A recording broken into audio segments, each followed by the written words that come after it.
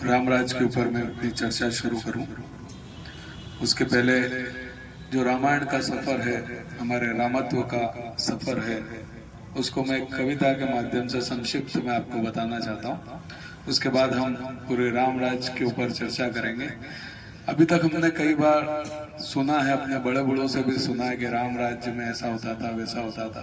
तो आज उन सारी चीजों पर हम बात करेंगे कि राम राज्य में आखिर क्या क्या होता था और क्या अब वो पॉसिबल है या नहीं है, उस पर भी एक चर्चा होगी। तो पहले सबसे पहले एक कविता है रामत्व का सफर, जिसमें इस कविता के अंदर मैंने पूरी रामायण को समावेश किया है। इस पे थोड़ा आप ध्यान दीजिएगा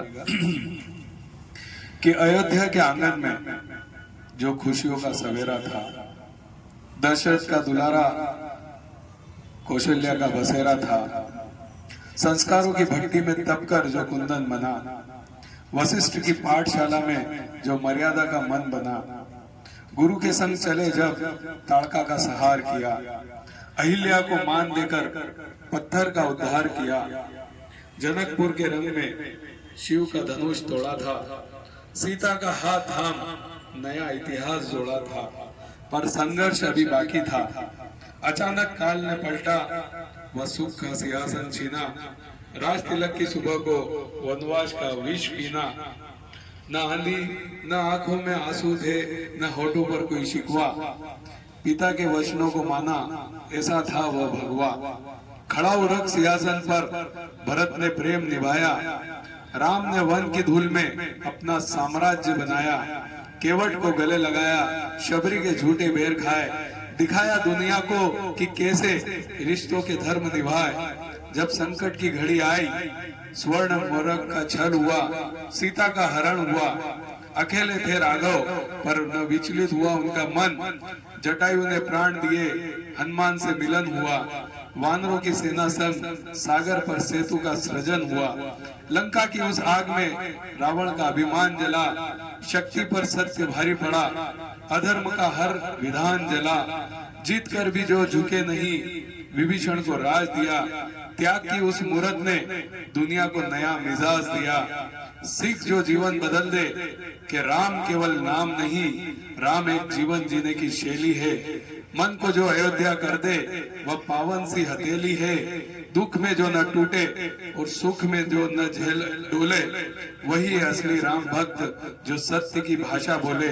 कठिन है राह जीवन की पर राम नाम का सहारा है, हर रावण को हराने का संकल्प हमारा तुम्हारा है। उठो और अपने भीतर उस सोए राम को जगाओ, संघर्षों से लड़कर तुम भी अपना राम राज्य बनाओ, अपना राम राज्य बनाओ।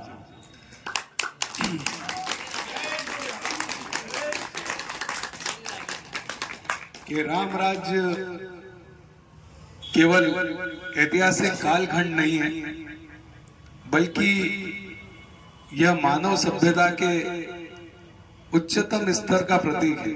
जैसे हम बात करते हैं ना कि वह जीवन के उच्चतम स्तर तक ले जाए, अपने जीवन को उच्चतम स्तर तक ले जाए, तो जो राम राज्य था उसमें हर व्यक्ति ने अपने जीवन के उच्चतम स्तर को जिया। ठीक है, आगे हम समझेंगे उच्चतम स्तर जीवन का कैसे प्राप्त किया जा सकता है। गोस्वामी तुलसीदास जी ने रामचरितमानस के उत्तरकांड में राम राज्य का बहुत ही सुंदर और विस्तृत वर्णन किया है कि राम राज्य का अर्थ है एक ऐसा समाज, एक ऐसा शासन जिसमें सत्ता नहीं बल्कि सेवा और धर्म प्रधान हो, ऐसा राम राज्य। आइए हम इसके ऊपर कुछ बिंदुओं पर चर्चा करते हैं कि राम राज्य की कल्पना केवल एक शासन व्यवस्था नहीं थी, बल्कि एक ऐसे समाज की तस्वीर है जहां पर हर व्यक्ति सुखी, संपन्न और भयमुक्त था। इसे आदर्श राज्य माना जाता था। आइए राम राज्य की कुछ ऐसी कहानियां और ऐसे सिद्धांतों पर हम बात करते हैं जिससे हमें मन को संतोष और प्रसन्नता मिलेगी। सबसे पहली जो बात है राम राज्य की वो है दैहिक दैविक भौतिक तापा। कि दैहिक दैविक भौतिक तापा। दैहिक का मतलब कोई बीमारी कोई शारीरिक कष्ट राम राज्य में किसी को भी नहीं था। कोई भी व्यक्ति बीमारी नहीं होता था, सभी स्वस्थ रहते थे, पूर्ण स्वस्थ रहते थे। तो वो था दैहिक। फिर आता है दैविक। राम राज्य के समय किसी भी तरह की कोई प्राकृतिक आपदाएं विपदाएं भूकंप अति वर्षा किसी भी तरह की कोई भी नेचुरल कैलेमिटीज भी नहीं थी राम राज्य के टाइम। तो ये बात थी दैविक। कभी बाढ़ नहीं आई, कभी कोई अकाल नहीं पड़ा, कुछ भी प्राकृतिक आपदाएं विपदाएं कुछ भी नहीं होती थी। भौतिक तो बात करें भौतिक की, तो कोई भी गरीबी या साधनों की कमी से परेशान नहीं था। कोई भी व्यक्ति, हर व्यक्ति संपन्न था, हर व्यक्ति सुखी था, हर व्यक्ति संतोषी था। ये भौतिक का वर्ड का मीनिंग है। तो प्रसन्नता की बात कहा जाता है कि राम राज्य में कोई भी छोटी आयु में नहीं मरता था, सब अपनी पूर्ण आयु जीते थे। कोई भी ऐसा नहीं कि अल्प आयु में मरा गया, जैसे आजकल होता है कि 30-40 साल की उम्र में हार्ट अटैक आ रहे हैं और ऊपर चले जाते हैं। पर उस राम राज्य के समय हर व्यक्ति अपनी पूर्ण आयु जीता था और सभी अपने पूर्ण आयु जीवन आनंद के साथ गुजारते थे। और यहाँ तक कि पेड़ों पर भी फल और फूलों की कभी कोई कमी नहीं होती थी राम राज्य के अंदर। दूसरा जो बात है राम और धोबी, श्री राम प्रभु श्री राम और एक धोबी का प्रसंग है। सबने इसके बारे में सुना होगा कि प्रभु श्री राम जी ने धोबी के कहने के कारण अपनी पत्नी सीता का त्याग कर दिया था। तो वही प्रसंग है। ये प्रसंग बड़ा कठोर लग सकता है, लेकिन इसके पीछे का मूल्य बहुत गहरा है।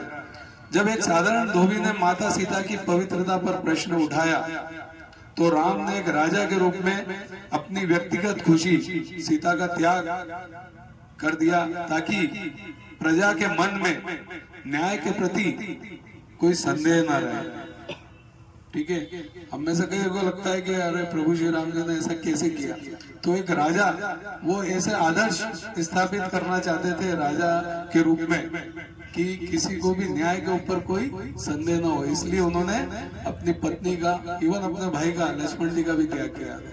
तो इतने बड़े त्यागी थे, और वो सिर्फ इसलिए कि प्रजा के मन में न्याय के प्रति विश्वास बना रहे। तो इससे ये शिक्षा मिलती है कि राज्य में एक आम नागरिक की आवाज की कीमत राजा की व्यक्तिगत खुशी से ज्यादा थी। एक सच्चा लीडर वही है जो पारदर्शिता और जवाबदेही में विश्वास रखता हो। फिर अगली बात करें तो दंड का अभाव। राम राज्य के अंदर किसी भी तरह का कोई जुर्म नहीं था, मतलब कोई अपराध नहीं था, जेलें खाली पड़ी रहती थी सब। दंड होता भी था तो क्या, किस चीज को दंड बोलते थे पता है? जो सन्यासी अपने साथ लकड़ी लेके चलते थे जिसको दंड बोलते हैं, उसको दंड कहा जाता था। बाकी दंड का कुछ था ही नहीं, क्योंकि सभी व्यक्ति कोई भी अपराधी नहीं होता था। कोई भी किसी तरह की चोरी, आज की तारीख में जितनी लूट घसोट चोरी चकारी, हर आदमी ईमानदारी से रहता था और ईमानदारी से कार्य करता था। और समाज में अपराध इतने कम थे कि पुलिस या सेना की भी जरूरत नहीं थी और लोग अनुशासित थे। क्योंकि अच्छा, सभी प्रजा वहां की अनुशासित क्यों थी? क्योंकि वो उनके राजा प्रभु श्री राम के आचरण को देखते थे, इसलिए सभी अनुशासित थे, क्योंकि उनका राजा अनुशासित था। ऐसा सुना है ना अपन ने कि यथा राजा तथा प्रजा, जैसा राजा वैसी प्रजा। तो जैसा नेतृत्व होगा वैसी जनता हो जाएगी। राम ने खुद को इतना अनुशासित रखा कि पूरी प्रजा खुद ब खुद अनुशासित हो गई। फिर अगली बात करें तो पशु पक्षियों के बीच में भी प्रेम था। राम राज में केवल मनुष्य नहीं बल्कि पशु पक्षी भी आपस में बैर नहीं रखते थे। मतलब इतना तक कहा जाता है कि शेर और बकरी एक साथ एक घाट पर पानी पीते थे इस राम राज के अंदर, इतना कहा गया है। और आज की तारीख में आप देख लो क्या स्थिति है। तो प्रकृति इतनी पसंद थी कि बादल भी उतना ही बरसते थे जितनी जरूरत होती थी। ठीक है, कभी भी कहीं अकाल नहीं पड़ता था, कभी खेत नहीं सूखते थे, ना सड़कों पर कभी कीचड़ होता था। तो जितनी जरूरत होती थी उतने ही बादल बरसते थे। अच्छा, आप भी समझें कि नेचर को भी देखें, प्रकृति को देखें। आज प्रकृति हमारा इतना विध्वंस क्यों करती है, इसको अपन थोड़ा सा स्पिरिचुअली समझने का प्रयास करते हैं। क्यों करती है पता? जब धरती पर पाप और अत्याचार बढ़ते हैं तो प्रकृति भी उसका विरोध करती है। आज भूकंप आते हैं या कोई भी नेचुरल कैलामिटीज, बाढ़ आती है, कुछ भी आती है, तो प्रकृति भी होने वाले पापों का विरोध कर रही है। और राम राज के समय चूंकि सब कुछ अनुशासित था, सब कुछ सही था, कोई किसी तरह की अत्याचार नहीं थे, सब जगह ईमानदारी थी, इसलिए प्रकृति भी उनका साथ देती थी और किसी तरह की कोई अनहोनी नहीं होती थी, किसी तरह की कोई नेचुरल कैलेमिटीज नहीं होती थी, कोई बाढ़ नहीं आती थी, भूकंप नहीं आता था, कुछ भी नहीं होता था। तो ये प्रकृति का सहयोग था। राम राज के टाइम प्रकृति भी पूर्ण सहयोग करती थी। तो जब शासन में करुणा होती है तो उसका प्रभाव पूरी प्रकृति और पर्यावरण पर पड़ता है। और यह आज के जो सस्टेनेबल डेवलपमेंट है उसमें हमको उसका सबसे बड़ा उदाहरण है कि राम राज्य केवल भार की व्यवस्था नहीं है। यदि हमारे विचार शुद्ध हो और हम अपने कर्तव्य का पालन सही करते हैं और दूसरों के प्रति अगर हम दया रखते हैं तो हमारा हृदय ही अयोध्या बन जाता है और हमारा जीवन राम राज्य बन जाता है। तो ये राम राज्य की बातें थी। और भी कुछ बातें जो मैं इसमें करना चाहता हूँ। एक सामाजिक समरसता और समानता थी। देखा ना आपने, हमारे प्रभु श्री राम जी कितने उदारवादी थे। उन्होंने केवट को गले लगाया, शबरी के झूठे बैर खाए। क्यों? क्योंकि वो दुनिया को सामाजिक समानता का संदेश देना चाहते थे। कोई ऊंचा नहीं, कोई बड़ा नहीं, कोई छोटा नहीं, सब एक जैसे। और राम राज में कानून भी राजा के लिए हो या प्रजा के लिए, कानून सबके लिए एक जैसा होता था। किसी के लिए अलग अलग कानून नहीं होता था। समाज में सभी लोग आपस में प्रेम से रहते थे, आपस में प्रेम करते थे। न कोई ऊंचा नीचा था, कोई जातिगत भेदभाव नहीं था। सभी अपना स्वधर्म, अपने कर्तव्य का पालन करते थे। आज के संदर्भ में अगर हम बात करें तो एक ऐसा लोकतंत्र जहाँ कानून सबके लिए समान हो और समाज में घृणा की बजाय भाईचारा हो, तो आज भी राम राज्य आ सकता है। आर्थिक संपन्नता और न्याय, राम राज्य में गरीबी का नामो निशान नहीं था। क्यों? क्योंकि बिना अपराध का समाज था, चोरी डकैती नहीं होती थी, लोगों की सब जरूरतें पूरी होती थी, सबका पेट भरा होता है और मन संतुष्ट हो। अगर हर व्यक्ति का पेट भरा हो और मन संतुष्ट हो तो अपराध जन्म नहीं लेता है। तो ये राम राज्य में था। प्राकृतिक संसाधनों के बारे में कहा जाता है कि नदियों में स्वच्छ जल रहता था, पृथ्वी उपजाऊ थी, किसी तरह के रासायनिक जहर पृथ्वी में नहीं थे, गोवंश पशुधन जो था वो समृद्ध था, खेती और व्यापार भी बहुत उन्नत थे, सुशासन और लीडरशिप। भगवान राम हमारे जो थे वो केवल एक शासक नहीं थे, वो एक ट्रस्टी की तरह काम करते थे। अंतिम व्यक्ति की सुनवाई भी राम राज्य में आधी रात को भी हो तो वो की जाती थी और रात को भेष बदल कर राजा अपनी प्रजा का हालचाल जानने के लिए निकलते थे। और आज के समय में हम बात करें तो जितने भी हमारे नेता हैं उन लोगों को भी इस राम राज्य से सीखना चाहिए कि भेष बदल कर लोगों की परेशानियों को समझना चाहिए। तो जवाबदारी की पराकाष्ठा है, नेता को जनता के प्रति उत्तरदायी होना चाहिए। नैतिकता और चरित्र, अल्पमत्यु नहीं कवि ने पीरा, सब सुंदर सब निरस शरीरा। यहाँ कोई व्यभिचार या नशा नहीं था। राम राज्य में कोई भी नशा नहीं था, किसी भी तरह का नशा नहीं करता था, कोई भी अल्पायु में नहीं मरते थे और सबका चरित्र शुद्ध था। सब राम जी की तरह चरित्रवान थे क्योंकि उनका राजा इतना चरित्रवान था तो वो भी सभी चरित्रवान थे। ज्ञान केवल किताबों तक सीमित नहीं था बल्कि वह सभी के आचरण में भी दिखता था। तो राम राज्य हमें सिखाता है कि अच्छा समाज अच्छे इंसानों से बनता है। अगर हम चाहते हैं कि देश में राम राज्य आए तो सबसे पहले हमें हमारे भीतर राम राज्य स्थापित करना होगा। स्वधर्म का पालन, अपना काम पूरी ईमानदारी से करना होगा, झूठ और धोखे से दूर रहना होगा और दूसरों की मदद को ही अपना धर्म बनाना होगा। सबसे पहले हम क्या हैं? हिंदू हैं, मुसलमान हैं, सिख हैं, ईसाई हैं, क्या हैं? सबसे पहले हम इंसान हैं। हमारे अंदर इंसानियत होना चाहिए, ठीक है। तो सबसे बड़ा धर्म जो हमारा है वो इंसानियत का है। सबसे पहले हम इंसान बने। राम राज्य में कोई चमत्कार नहीं था, वो केवल और केवल मर्यादा, डिसिप्लिन और अनुशासन का परिणाम था। हम भी अगर मर्यादित रहे, अनुशासन में रहे, डिसिप्लिन में रहे, तो हमारे यहाँ भी राम राज्य बन सकता है। जब राजा और प्रजा दोनों मर्यादित हो जाते हैं तब धरती पर स्वर्ग उतर कर आ जाता है, ठीक है। तो राम राज्य में न्याय की अवधारणा आज की कानूनी व्यवस्था से बहुत ऊपर थी। आज का कानून हम देखें और राम राज्य की तरह के समय का कानून देखें तो बहुत अंतर था। वहाँ न्याय केवल सबूतों के आधार पर नहीं होता था, जैसे आजकल सबूत मांगते हैं, बताओ सबूत नहीं होता तो अच्छे से अच्छा अपराधी छूट जाता है। लेकिन राम राज्य के समय केवल सबूतों को आधार नहीं माना जाता था, उस समय आधार माना जाता था सत्य को और संवेदना को, जो कि आजकल खत्म हो गया। आइए राम राज्य की न्याय की एक अत्यंत मार्मिक और प्रेरणादायक कहानी सुनते हैं हम। एक बहुत अच्छी कहानी है जिसके बारे में सब जानते हो, कभी सुनी हो, कि राम राज्य में वहां तक तो ठीक है कि आदमियों के ऊपर, लेकिन पशुओं को भी बात करें, कुत्तों को भी न्याय दिया जाता था। एक बार की बात है, एक छोटा सा प्रसंग मैं सुनाता हूँ। एक बार भगवान राम अपने दरबार में बैठे, उन्होंने लक्ष्मण जी से कहा, जाओ देखो द्वार पर कोई खड़ा है। लक्ष्मण जी बाहर गए, उन्होंने देखा कोई मनुष्य दिखाई नहीं दिया। वो वापस आए और बोले राम जी से कि कोई नहीं है।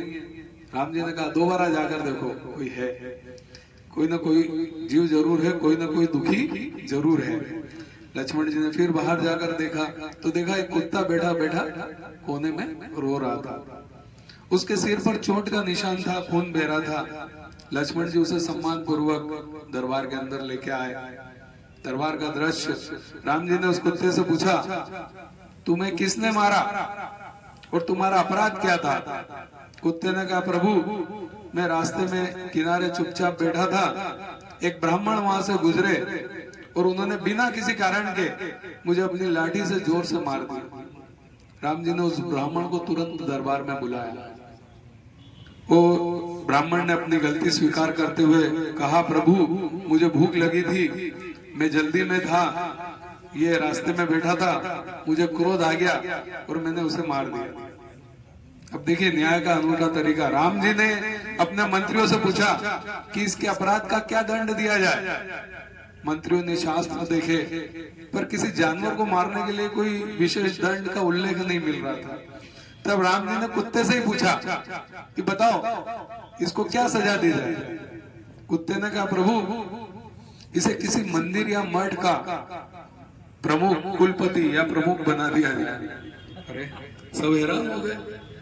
लोगों ने सोचा कि ये सजा है या पुरस्कार। राम जी मुस्कुराए और उन्होंने ब्राह्मण को एक बड़े संस्थान का प्रमुख बना दिया।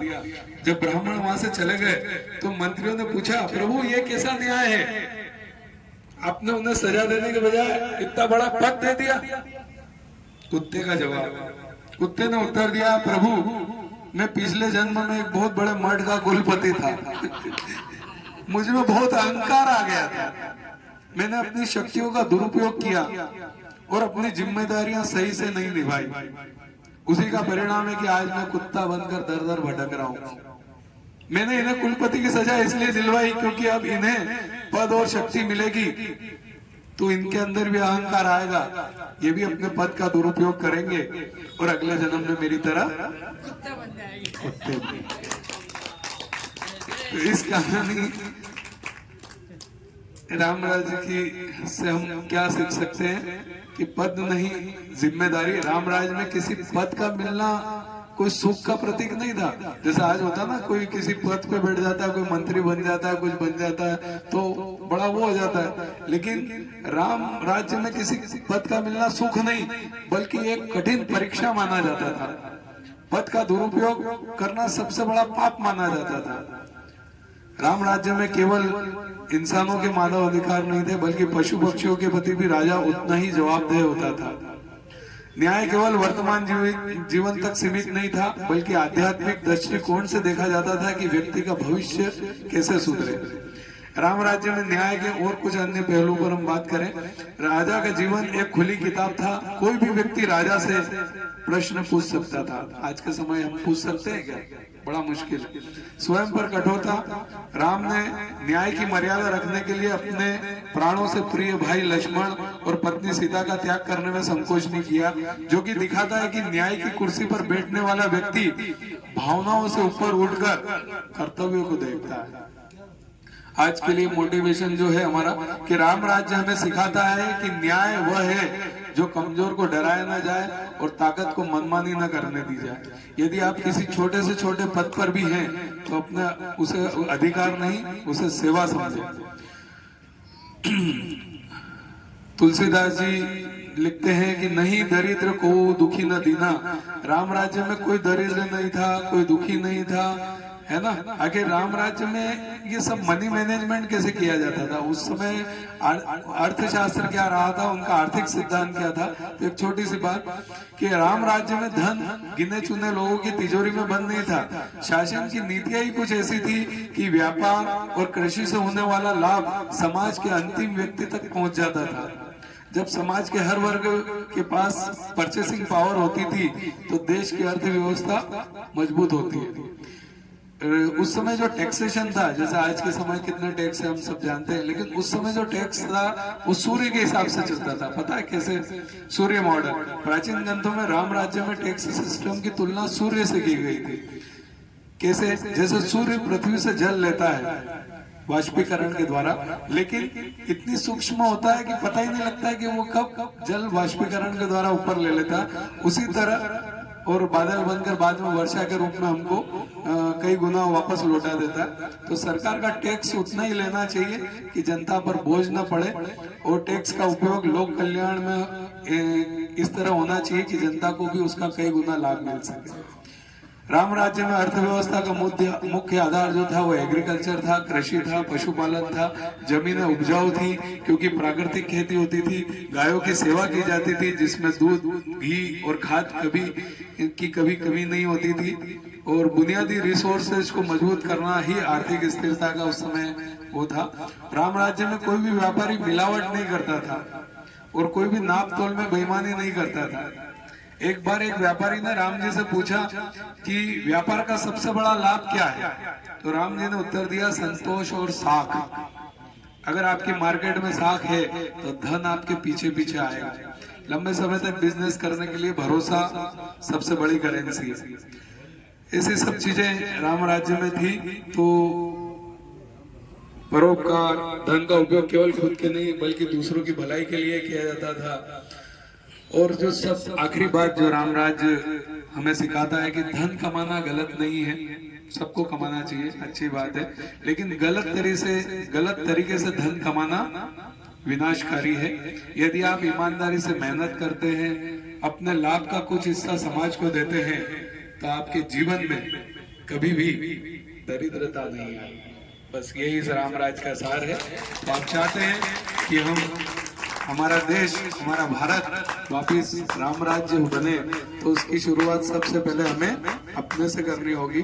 अपने कर्तव्यों का पालन करें, चरित्र अपना बिल्कुल श्री राम जी की तरह रखें, ईमानदारी से कार्य करें, झूठ न बोलें और दूसरों की मदद करें, दूसरों के प्रति दया रखें, इंसानियत रखें। बस यही इस रामराज का सार था।